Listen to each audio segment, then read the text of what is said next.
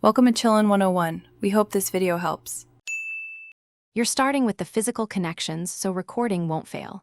First, confirm your microphone type and whether it needs 48V phantom power. Dynamic mics do not. Connect the mic to the Focusrite's XLR input and secure the latch so the signal is solid.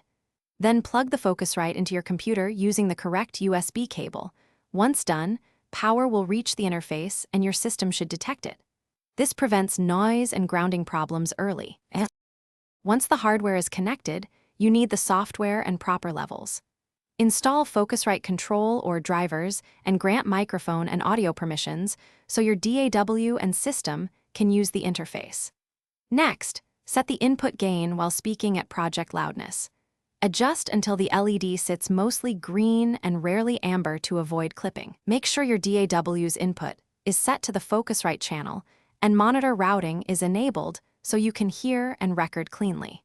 You're at the finish line. Monitor, record, and verify. Enable direct monitoring on the interface to reduce latency while you record, then set your DAW buffer to a usable size for mixing later.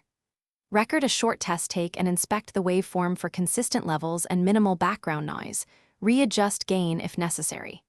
If things go wrong, check cables, phantom power, driver selection, input pads, and that the track isn't muted. These quick checks. Thanks for watching. Consider subscribing if we helped you.